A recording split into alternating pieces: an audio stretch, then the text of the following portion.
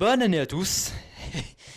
J'ai pris un petit peu de vacances, voilà, déjà un peu de temps pour moi, voilà, c'est Noël, le Nouvel An, les fêtes, il y a aussi mon anniversaire le 10 janvier, donc voilà, j'avais envie de prendre un petit peu de temps pour moi, donc c'est pour ça que j'ai mis un petit peu de temps avant de reprendre les vidéos.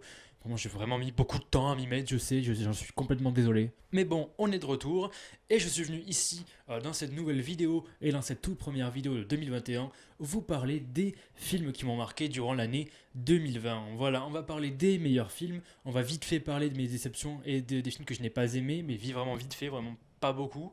Si vous voulez savoir tout ça, je vous laisse en description mon compte Insta. Voilà, sur mon compte Insta, il y a les tops, les flops, les top 5 acteurs, top 5 actrices, top 5 affiches, top 5 trailers. Il y a tout ça dans mon compte Insta. Ici, on va plus particulièrement se focaliser sur les meilleurs films et également sur ce qui est à venir en 2021.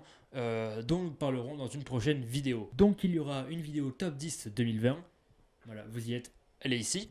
Et il y aura également une vidéo bilan 2020 qui sortira normalement dans quelques jours. Si tout se passe bien, voilà. Et il y aura aussi également dans cette vidéo bilan 2020 ce qu'il y a à venir en 2021, voilà, tout ça dans une même vidéo. Donc voilà, l'année 2020 c'était une très bonne année cinématographique, voilà, le Covid, quoi qu'on en dise, a mis en avant beaucoup de pépites cinématographiques qui n'auraient pas du tout eu le même succès si le Covid avait été absent, donc rien que pour ça on peut juste te remercier Covid, voilà, merci Covid, c'est la seule chose pour laquelle on va te remercier, sale fils de pute. Mais voilà, il nous aura quand même permis de voir des films qu'on n'aurait peut-être pas eu l'occasion de voir en salle en période normale, et ça pour le coup c'est super sympa, voilà, c'est vraiment cool.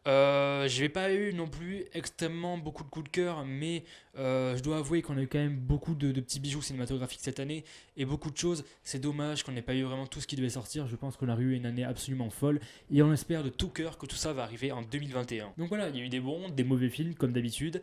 Cette année, j'ai vu 63 films au cinéma. C'est très très peu comparé à ce que je vois d'habitude. D'habitude, je vois au moins 200 films par an, mais là, je me demande pourquoi je n'ai pas pu voir autant de films. Bien qu'en plus, voilà, de septembre jusqu'au deuxième confinement, j'allais au cinéma tous les jours, donc voilà, ça m'a beaucoup aidé à rattraper le retard. Beaucoup de films que j'ai adoré cette année, et beaucoup de films que j'ai aussi détestés. On va vite fait en parler maintenant, c'est parti. Ouais, vraiment, il y a des films que j'ai pas trop aimé cette année, j'étais assez déçu, et peut-être que j'en attendais peut-être un petit peu trop, mais voilà, je me devais quand même d'en parler. Parce que ça reste très très important. Déjà, premièrement, je vais vous le dire direct, dans le flop, la majorité des films qui en ressortent, ce sont les films d'horreur un peu pour teen, un petit peu made in Blumhouse, j'ai envie de dire. Donc on a par exemple Nightmare Island, on a The Boy 2, on a beaucoup de films d'horreur vraiment qui sortent pas du lot. On a The Grudge, The Vigil, beaucoup de films d'horreur voilà, qui sont très classiques et qui ne servent strictement à rien, c'est bien dommage. Ils font beaucoup partie de ce flop-là. Et The Boy 2 est le pire film que j'ai vu cette année, sans aucun doute. Il faudrait peut-être un moment ou un autre penser à arrêter de faire des films comme ça, de financer des films comme ça, des films qui n'apportent plus rien au cinéma d'horreur et qui sont là seulement pour faire pleurer les fillettes de 15 ans, quoi. Parce que ça va bien 2 minutes les jumpscares qui servent à rien, quoi. Alors là, je vais pas me faire des amis, mais on a aussi le film 1917, le nouveau film de Sam Mendes qui m'a beaucoup déçu. Pour moi, je m'attendais à quelque chose de vraiment génial, quelque chose de vraiment explosif, de très très bon. Alors certes, je vais pas dire que le film est mauvais, voilà, cinématographiquement parlant, c'est du caviar, le plan séquence est magnifique, la photographie est magnifique, la réalisation est magnifique, la musique de Thomas Newman transcende le tout, c'est très très bien, mais pour moi, il manque du fond, il manque un scénario, il manque quelque chose de palpable. Et je pense que le concept du plan séquence n'était peut-être pas adapté à ce film-là. J'ai trouvé l'ensemble vide, décontenancé d'émotions. Et je me suis senti un petit peu en dehors de ce film-là. Et l'esprit immersif de ce film-là n'a pas eu prise sur moi comme je l'aurais voulu. C'est bien dommage. Très déçu de 1917. Je comprends qu'on l'aime, voilà, c'est mon ressenti personnel. Je ne remets pas en gage ses qualités. Je sais qu'il en a énormément, mais je l'ai vu 2 fois. Et je ne l'ai pas tellement aimé. Alors attention, hein, voilà, pour pas faire mauvaise foi, je me le suis acheté en Blu-ray, voilà, il est juste ici, voilà. Je me le suis pris en Blu-ray pour m'en faire un troisième avis, peut-être que ça peut changer. J'en doute, mais peut-être que ça peut changer. Puis bon, enfin, le film est très très beau et rien que pour ça, je pense qu'il faudrait quand même l'avoir chez soi, voilà, qu'on puisse le regarder sur grand écran, que ça puisse vraiment fonctionner. Dans mes déceptions, on a aussi eu Lux Aeterna, le nouveau film de Gaspard Noé que j'ai trouvé voilà, une expérience très très très dérangeante et personnellement, ça n'a pas eu de grand effet sur moi. J'avais juste l'impression de voir Gaspard Noé qui voulait me buter. Voilà, c'est tout. mais ça faisait quand même plaisir de voir un Gaspard Noé sur un écran de cinéma, ça c'est sûr. On a également Birds of Prey, voilà le nouveau film de DC Comics que j'ai trouvé assez mauvais en fait, hein, dans ce qu'il entreprend, voilà, ce côté vraiment féministe qui vient tout péter au film, et j'ai trouvé ça vraiment dommage que ce côté-là, ce message-là prenne le pas sur un film qui devrait seulement se contenter de raconter une histoire. Je trouve ça vraiment dommage. Le rythme ne suivait pas, la narration ne suivait pas, certaines actrices ne suivaient pas, le potentiel était gâché, le méchant était flingué au possible, voilà. Très déçu aussi de Birds of Prey. Puis c'est à peu près tout après dans mes déceptions, hein, de toute manière. Hein. Bon, Sonic le film c'est pas terrible. Divorce Club c'est pas terrible non plus. Peninsula c'est la grosse merde. Voilà, du coup, but 3, tout ça on va pas en parler non plus. Voilà, je vais pas passer 3 plombes sur mes déceptions.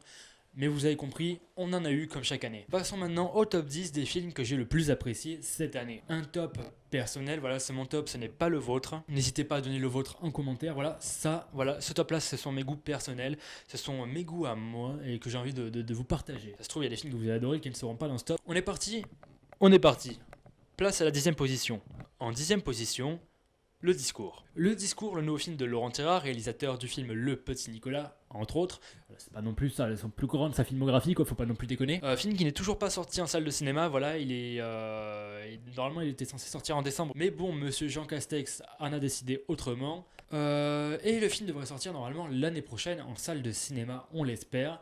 Mais j'ai eu l'occasion de le voir en avant-première, en présence de Fab Caro, l'auteur du roman Le Discours, parce que de base c'est un roman qui a été adapté en film avec Benjamin Laverne par Laurent Tirard.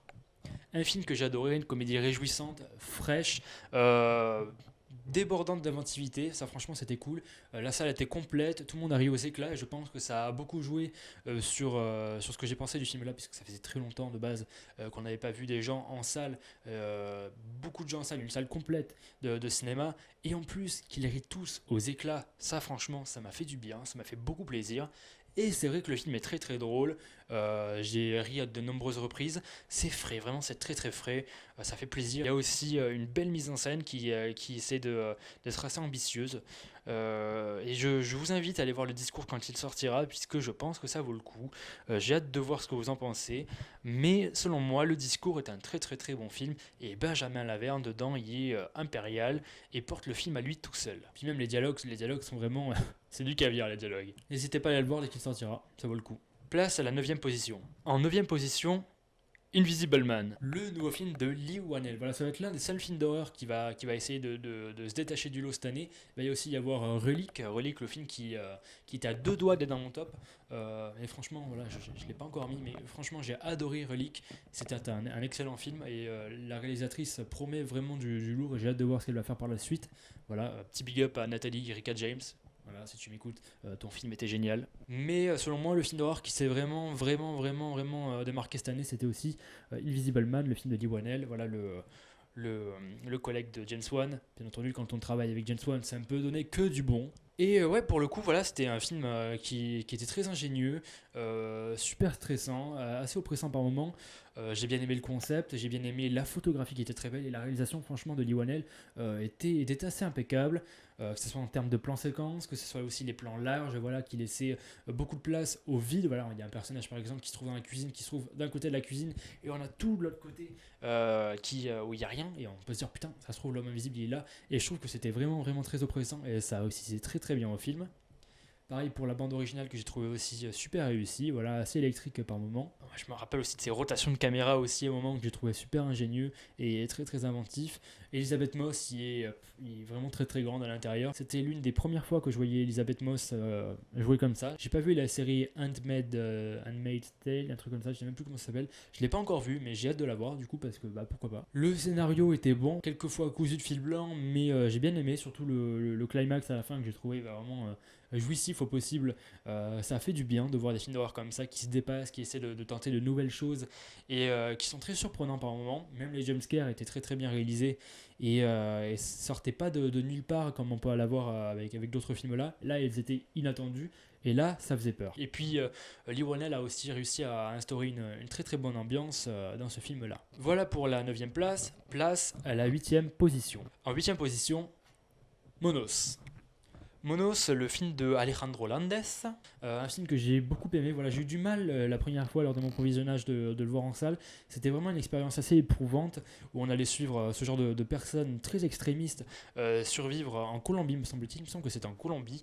Il va y avoir des paysages monstrueux, que ce soit dans les montagnes, dans la jungle, vraiment des paysages dantesques, effrayants possibles. D'ailleurs, la photographie est immense et rien que pour ça, je vous invite à voir Monos, qui a le mérite d'être une expérience sensorielle efficace, oppressante, anxiogène, vraiment un gros rush d'adrénaline ce film-là. C'est pas accessible à tous, ça peut être très ennuyant. C'est vrai que j'ai eu du mal là pour mon premier visionnage, mais quand on est dedans, quand on rentre dedans, c'est très éprouvant et c'est une expérience comme on en a rarement vu. Je sais pas ce que ça donnerait là sur ma télé, je pense pas que ça donnerait grand chose. Je pense que c'est un film à voir en salle de cinéma et je vous conseille de voir Monos. Voilà, vraiment juste pour sa photographie, son esthétique, son côté sensoriel, le son, même on voit les décors, les maquillages sont très beaux. C'est une claque un petit peu dans la veine de Requiem pour un massacre ou Sa Majesté des Mouches, un petit peu dans la même veine. C'est éprouvant Monos. Mais bon, il en faut bien en 2020 d'avoir des expériences comme ça, il en faut bien. Place à la 7ème position. En 7ème place, Swallow. Swallow, film de Carlo Mirabella Davis, film que je n'attendais pas particulièrement. Vraiment, j'ai allé les mains dans les poches et je me disais putain, qu'est-ce que je vais voir. La bande-annonce m'a semblé vraiment super intello de base de merde. Je l'ai quand même vu en salle parce que bon, voilà, j'allais pas m'arrêter une bande-annonce. Et putain, j'ai trouvé ce film génial. J'ai trouvé ce film innovant dans ce qu'il racontait, innovant dans son message parce que ce n'est pas tous les jours qu'on voit un film parler de ce syndrome-là, le syndrome Pica, qui concerne cette fois-ci une femme enceinte qui va vouloir ingérer tout ce qu'elle trouve de beau. Donc, par exemple, voilà, elle voit une bille, elle va vouloir la bouffer, cette pauvre bille. Vraiment, je trouvais le message fort intéressant, très bien exploité. Et Ellie Bennett, l'actrice principale, l'est particulièrement bonne dans ce film-là. Elle surpasse tout, elle porte le film sur ses épaules, elle bénéficie d'une interprétation efficace et exemplaire. Franchement, très bon film, très bonne actrice. Même pour l'esthétique du film, voilà, on va souvent avoir accès à des plans larges, très colorés, souvent beaucoup de rose, un petit peu de bleu aussi, vraiment très sympathique. La réalisation est là, et même il y a un petit message aussi un petit peu féministe, et pour le coup je trouve que le message féministe marche très bien, et c'est un sujet dont on parle très rarement en salle de cinéma. C'est sûrement le premier que j'ai vu parler au cinéma. En attendant, allez voir Solo, c'est novateur, c'est grand, c'est stressant aussi parfois, ça fait mal au bide. Franchement, quand on la voit gérer une punaise, on serre le cul un peu. Mais rien que pour le sujet, je vous invite à le regarder. Voilà, c'est une sorte de drame un petit peu horrifique par moment. Voilà, c'est très hypnotisant, très envoûtant, et je vous conseille de le regarder. Place à la 6ème position. Putain, elle est toujours pas à la moitié, j'ai très mal à la tête. En 6ème position, Drunk. Drunk, le nouveau film de Thomas Winterberg, réalisateur de La Chasse, revient cette fois-ci un petit peu à ses origines avec le film Drunk, avec une nouvelle fois Matt Mikkelsen dans le rôle d'un prof, un petit peu décontenancé, un petit peu seul, qui sent pas très bien dans sa peau, et qui va avec sa bande de potes décider d'appuyer une théorie d'un scientifique danois, me semble-t-il, qui dirait que pour atteindre ses meilleures capacités sociales, il faut être à 0,5 g d'alcool dans le sang. Et c'est ce que le film va nous parler, c'est ce dont le film va nous parler. Et je trouve qu'il le fait particulièrement bien. Voilà, c'est une ode à la vie, une ode à l'amitié, à la fête. On se sent bien quand on sort de ce film-là, on a envie de danser, on a envie de chanter. Notamment la scène finale, il participe grandement quand on voit Matt Mikkelsen danser sur une musique vraiment très pétillante et qui fait vraiment du bien, surtout en 2021. Franchement, juste pour le contexte, voir un film comme ça en 2020, ça fait vraiment du bien. Voir des gens qui font la fête, voir des gens s'amuser, voir des gens rire, mais aussi pleurer, parce qu'il y a aussi un côté très dramatique en deuxième partie de film qui vient s'ajouter à cela. Il y a des très bons messages, voilà. Drunk, c'est à voir, déjà juste pour Mads Mikkelsen qui est impérial à l'intérieur. Un moment de cinéma très dynamique, très important selon moi. Et en plus, il avait ramené quand même pas mal de monde lors de sa sortie en salle. On espère qu'il reviendra très prochainement dans la salle de cinéma en 2021. On l'espère vraiment.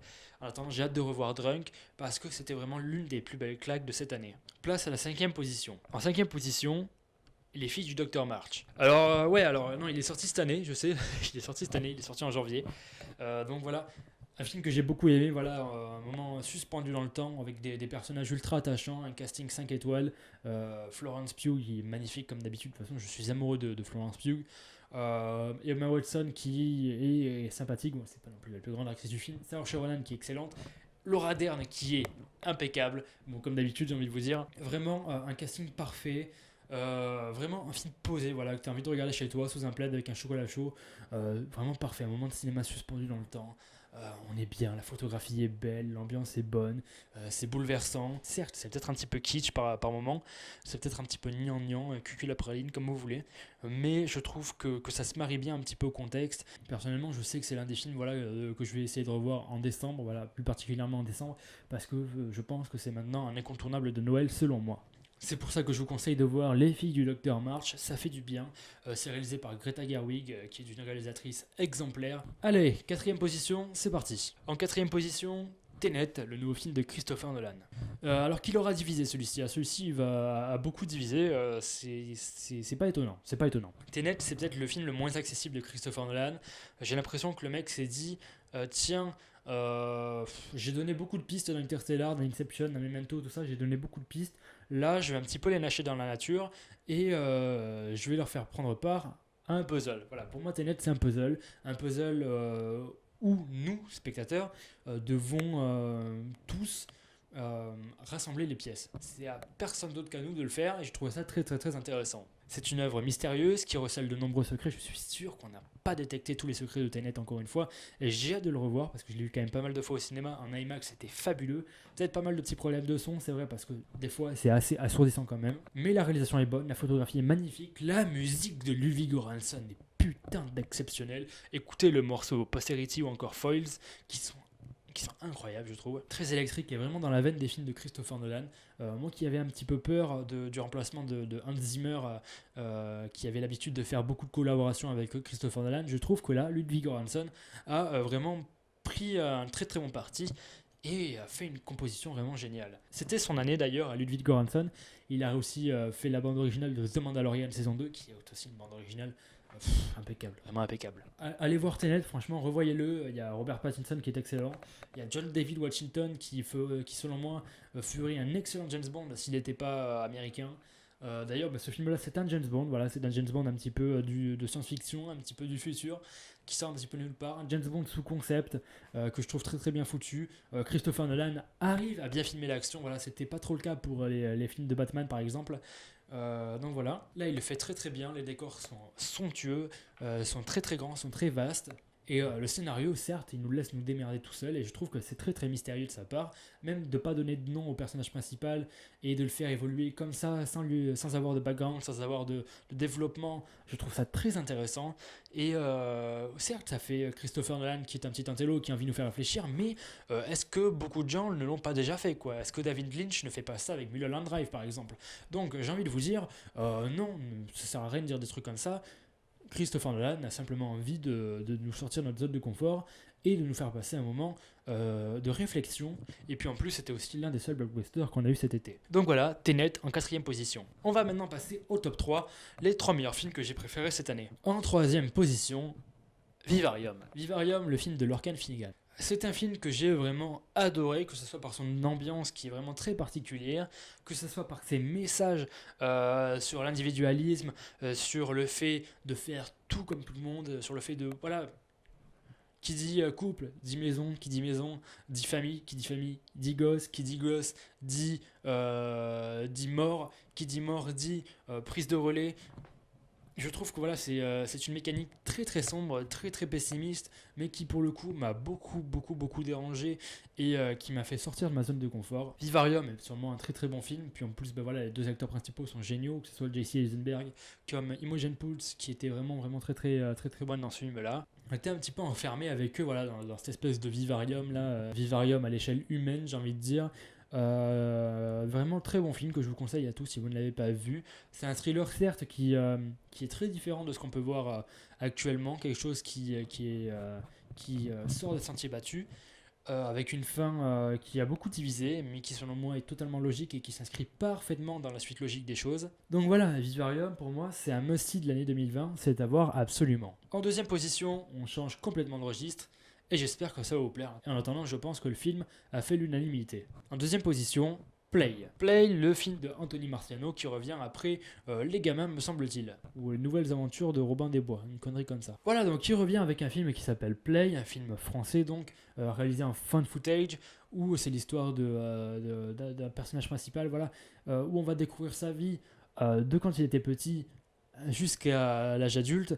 On va le voir, voilà, il se filme avec sa caméra, il filme ses plus beaux moments de vie, et ce film-là est tellement plein de tendresse, c'est un bijou cinématographique, c'est vraiment une pépite de l'année 2020, un film français, enfin. De toute manière, il y a eu beaucoup de films français qui étaient très très bons cette année, et Play, selon moi, c'était vraiment l'apogée du truc, quoi. Il est sorti en plus en janvier, c'était vraiment le tout premier film que j'ai vu de l'année 2020, enfin l'un des tout premiers en tout cas, et il valait largement le coup. C'est touchant, c'est rempli de nostalgie, de mélancolie, mais pas la mélancolie vraiment qui nous met dans le mal, tu vois, vraiment une belle mélancolie, tu vois, t'en ressors vraiment le cœur plein d'émotions, vraiment t'es très très bien t'es très très bien à la fin, tu te poses plein de questions sur la vie, t'es nostalgique du moment présent comme ils disent, et j'avais vraiment l'impression, voilà, que ce film parlait de moi, mais bon, ça le film parle de nous tous, quoi, mais j'avais vraiment l'impression que, que j'étais le personnage principal du film, comme par exemple toi, là, celui qui regarde la vidéo, si tu as vu le film, tu te sentais forcément, je pense, personnage de ce film-là. Et j'ai trouvé ce film vraiment très très beau dans ce qu'il disait, quoi, dans ce qu'il racontait, dans sa conception du temps, dans sa relation avec le temps, dans tout ça, vraiment, dans ces personnages qui sont très très beaux, très touchants, à échelle humaine en plus, voilà, c'est nous, vraiment, ces personnages, c'est nous. Voilà, donc selon moi, Place, c'est vraiment une pépite de l'année. C'est un film à voir absolument, mais vraiment absolument. C'est rempli de tendresse et l'humour est génial. Il n'y a pas un moment où tu rigoles pas devant, soit tu rigoles d'émotion, soit tu rigoles vraiment. Parce que ça fait rire, il y a beaucoup de choses qui sont très très bons dans ce film-là. Même Max Boublil est vraiment bon. C'est la première fois que je vais dire ça de Max Boublil, mais il est vraiment très très bon. Il y a aussi les jeunes acteurs qui sont géniaux aussi. Jules Porrier, voilà, Jules Porrier que je connaissais d'ailleurs de la chaîne Cherub Campus, voilà, parce que je suis un grand fan des livres Cherub de Robert Muchamore. Et je le connaissais de là pendant le film, je me disais, tiens, mais je l'ai déjà vu quelque part, lui il me dit quelque chose. Et Jules Porrier, si tu regardes cette vidéo, bah, franchement, bravo. Voilà, enfin vraiment, j'aimais beaucoup Cherub Campus et j'aimais beaucoup cette chaîne YouTube là. Et ça fait plaisir, vraiment, ça fait plaisir de voir quelqu'un décoller. Et j'espère te voir au César, franchement. J'espère te voir au César parce que tu le mérites et je trouve que tu as été un très très bon acteur dans ce film là. Et puis en plus, je crois que Jules Porrier a joué dans Madre, le nouveau film de Rodrigo Sorogoyen. D'ailleurs, je crois que il est là, il est juste là. Voilà, j'ai El Reno de Rodrigo Sorogoyen, qui est un excellent film. Je vous le conseille d'ailleurs, il était dans mon top de l'année 2019. Très bon film. J'ai pas eu l'occasion de voir Madré, c'est vraiment trop dommage. J'aurais trop aimé le voir, mais je vais me l'acheter en Blu-ray, je vais me rattraper. Apparemment, Jules Porrier est excellent à l'intérieur, donc regardez Madré si vous n'avez pas vu. Je vais le faire aussi. Et regardez El Reno aussi parce que c'est génial. Voilà, dans tous les cas, Play, c'est beau, c'est drôle, c'est touchant, c'est émouvant, c'est bouleversant, c'est nostalgique, c'est mélancolique. C'est une pépite de l'année 2020, c'est mon coup de cœur de l'année 2020. Je vous le conseille, regardez Play, le film de Anthony Marciano. Je pense que vous allez vous y reconnaître. Allez, première position maintenant. C'est dommage que ce film-là n'a pas été assez vu en salle de cinéma. C'est dommage, parce que le casting était très bon. Enfin bon, voilà. En première position, Blackbird. Blackbird, le film de Robert Mitchell, le réalisateur de Coup de foudre à Notting Hill, nous livre une œuvre bouleversante, pleine de vie, une ode au contact, à la vie, à la famille surtout. J'ai pleuré ma race devant ce film-là. J'ai vu ce film-là, alors je me rappelle, voilà, vraiment, conditions parfaites. Un dimanche soir, une nuit d'automne, voilà, aux alentours de 20h. Du vent, beaucoup de vent. T'es là, t'es tout seul, vraiment tout seul dans une petite salle de cinéma, très intimiste. Ouais, vraiment un côté très intime que j'ai beaucoup apprécié. T'es tout seul, devant un écran, en plein milieu de ton rang, et tu assistes à une œuvre de cinéma particulièrement touchante et bouleversante. Et je me suis dit, bon bah voilà, t'es tout seul Clément, tu peux te lâcher, pleure. J'ai chialé toutes les larmes de mon corps devant Blackbird. C'était bouleversant. Les acteurs sont excellents, c'est un casting 5 étoiles, que ce soit Kate Winslet, Susan Sarandon, qui sont mais bouleversantes, qui sont touchantes, qui sont impériales. Mais alors, le jeu de Susan Sarandon qui est magique. On a aussi dans les acteurs masculins, on a également Sam Neill, le personnage de Alan Grant dans Jurassic Park, qui a fait beaucoup d'autres films aussi, mais qui était d'une humanité transcendante.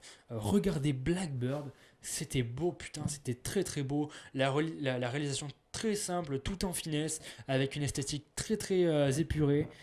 Ça vaut le coup. Ça vaut le coup de foncer voir Blackbird. Ça fait du bien au cœur. Le sujet, certes, est très très lourd, mais la façon dont il est traité par Robert Mitchell, avec une finesse, sans aller vers le tire-larme, vraiment, c'était très très beau. Je vous conseille Blackbird, c'est mon coup de cœur ultime de 2020. Les dialogues sont beaux, les engueulades sont belles, même les moments de famille, les réunions sont beaux. Euh, on a envie d'être là, on a envie de passer même encore 2 heures de plus avec cette famille-là qui a ses problèmes comme toute famille et qui va les régler vis-à-vis d'un problème. Voilà, je ne vous spoil pas le film, voilà, vis-à-vis d'un certain sujet dont parle le film, non, je ne vais pas vous spoiler, mais voilà, c'est beau, c'est très important aussi à voir pour le sujet qu'il dégage, c'est à voir.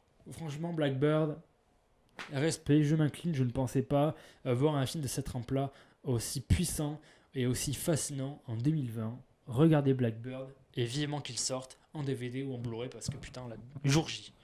Voilà, c'est tout pour cette vidéo. On se retrouvera prochainement dans la vidéo bilan 2020 avec à venir en 2021. J'espère que cette vidéo vous aura plu. N'hésitez pas à mettre en commentaire les films que vous avez adorés cette année. On peut en parler, on peut très très bien en parler. En attendant, je vous souhaite une meilleure année 2021 en espérant qu'elle soit bonne, qu'elle soit fraîche et qu'elle vous donne envie d'aller au cinéma, de regarder des films et aussi de prendre les choses du côté positif, on l'espère. En attendant, à la prochaine. Ciao.